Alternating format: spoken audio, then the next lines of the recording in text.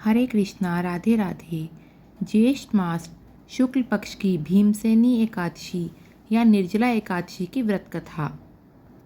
निर्जला एकादशी व्रत की पौराणिक कथा के अनुसार श्री सूत जी महाराज शौनक आदि ऋषियों को कथा सुनाते हुए कहने लगे, हे ऋषियों, आप सभी व्रतों में सबसे सर्वश्रेष्ठ व्रत एकादशियों में सबसे उत्तम निर्जला एकादशी की कथा भी सुनो। एक बार पांडव पुत्र भीमसेन ने वेदव्यास जी से पूछा, हे महाज्ञानी पितामह, मेरे चारों भाई युधिष्ठिर, अर्जुन, नकुल, सहदेव और मेरी माता तथा मेरी धर्मपत्नी द्रौपदी एकादशी के दिन भी भोजन ग्रहण नहीं करते। वे मुझसे भी सदा ऐसे ही करने को कहते हैं। मैं उनसे कहता हूँ कि मुझसे तो भूख सहन नहीं होती। मैं दान और विधिवत भगवान की पूजा आराधना करूँगा। सो कृपया पूर्वक मुझे ऐसा कोई उपाय बताए मुनिवर कि उपवास किए बिना मुझे एकादशी के व्रत का फल प्राप्त हो सके। तब व्यास जी बोले, हे भीमसेन, अगर तुम नर्क को बुरा और स्वर्ग को अच्छा समझते हो और अंत में मोक्ष की कामना भी रखते हो तो दोनों पक्षों की एकादशी को भोजन मत करो। व्यास जी की बात सुनकर भीम ने फिर से निवेदन किया, हे महामुनि, जो कुछ भी मैं कहता हूँ वह सुनिए। यदि दिन में एक बार भोजन ना मिले तो मुझसे रहा नहीं जाता। मैं इस स्थिति में कैसे उपवास करूँ? मेरे उदर में वृक नामक अग्नि का वास है और बहुत सारा भोजन करने से ही मेरी भूख शांत होती है। मुनिवर, कृपया करके आप मुझे कोई ऐसा व्रत बताइए जिसे विधि पूर्वक करके मैं स्वर्ग को प्राप्त कर सकूं। वह निश्चय करके मुझसे कहिए जिससे मेरा भी कल्याण हो सके।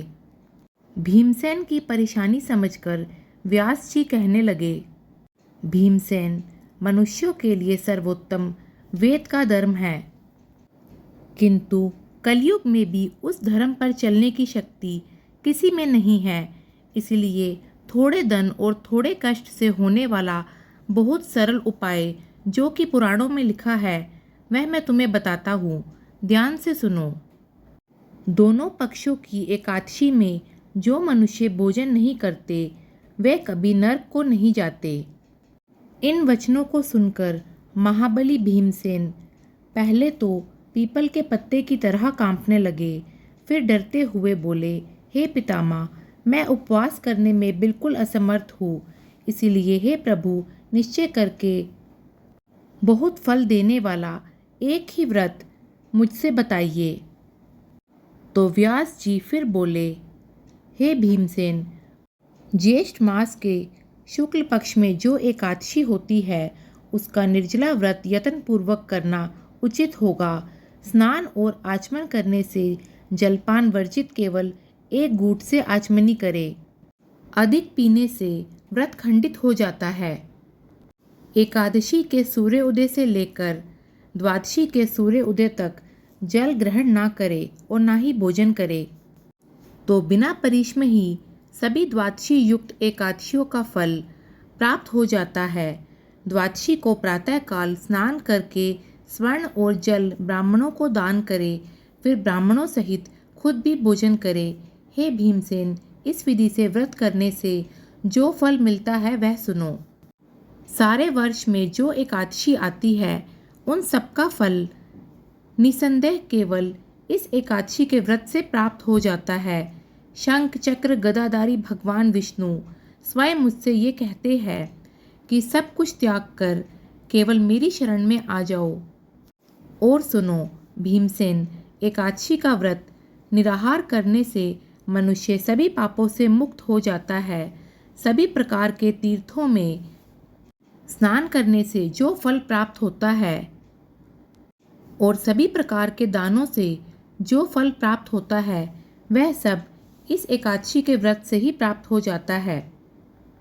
कलयुग में दान देने से भी ऐसी सद्गति नहीं होती। अधिक क्या कहूँ भीमसेन, ज्येष्ठ मास की एकादशी को जल और भोजन ना करे। इस एक व्रत से जो फल मिलता है उसे सुनो। सब एकादशी व्रतों से जो धन धान्य और आयु आरोग्यता आदि में वृद्धि होती है, वे सब फल निसंदेह इस एकादशी के व्रत से प्राप्त हो जाते हैं। हे भीम, मैं तुमसे सत्य कहता हूँ, इसे करने से अति भयंकर काले पीले रंग वाले यमदूत, भय देने वाले, दंड देने वाले और फांसी सहित उस मनुष्य के पास कभी भी नहीं आते, बल्कि भगवान विष्णु के देवदूत आकर उन्हें स्वर्ग लोक को लेकर जाते हैं। तब इस प्रकार वेदव्यास जी के कहने पर भीमसेन ने भी एकादशी का व्रत किया, जिसके कारण इस एकादशी का नाम भीमसेनी एकादशी पड़ गया। तो ये थी निर्जला एकादशी व्रत की कथा। राधे राधे। जय श्री कृष्णा।